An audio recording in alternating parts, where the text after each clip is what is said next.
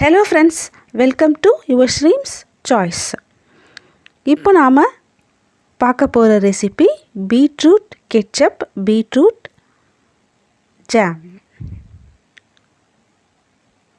பீட்ரூட்டை சின்ன சின்னதாக கட் பண்ணிவிட்டு இதோட பட்டை, லவங்கம், கிராம்பு சேர்த்து கொஞ்சமாக தண்ணி விட்டு பேனில் வேக வச்சுக்கணும்.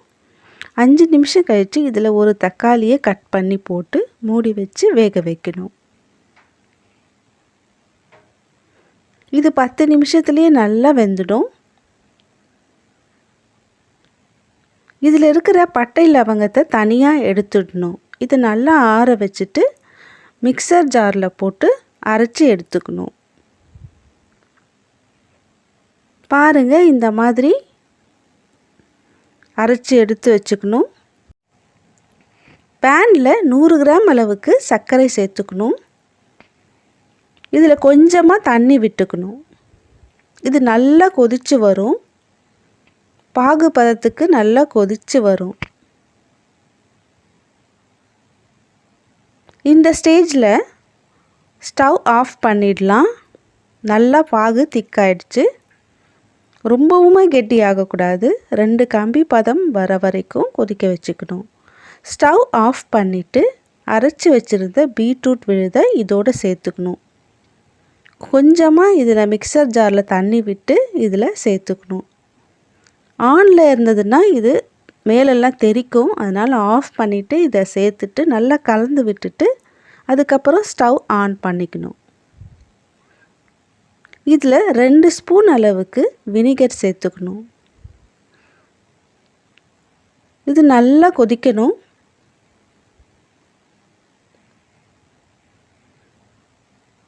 இது கொஞ்சம் திக்கானதும் இதை இறக்கிடலாம். கெச்சப் தயாராகிடுச்சு.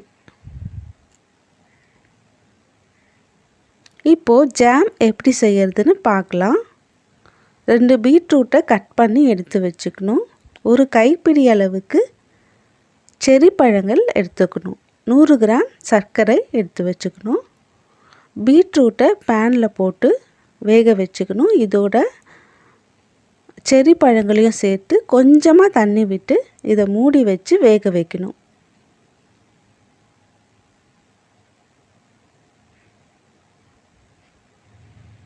செர்ரி பழங்கள் இதோட சேர்த்து வேக வைக்கும்போது இது நல்ல சுவையாக இருக்கும். இது 10 நிமிஷத்துலேயே குக் ஆகிடும். இது ஆற வச்சுட்டு மிக்சர் ஜாரில் போட்டு அரைச்சி எடுத்துக்கணும்.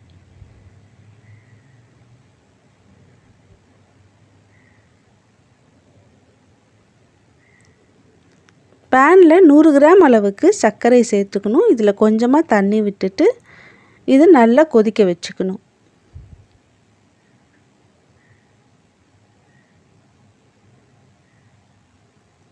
இதுவுமே நல்லா 2 கம்பி பதம் பாகு வர வரைக்கும் கொதிக்க வைக்கணும்.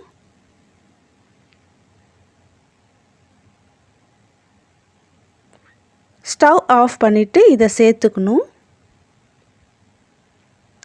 இந்த பீட்ரூட் பாகில் சேர்த்ததும் நல்லா திக்காயிடும்.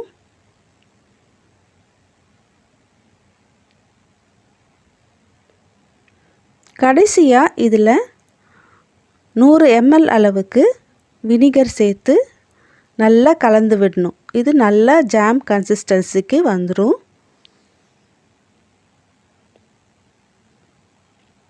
பீட்ரூட் ஜாம் தயாராகிடுச்சு.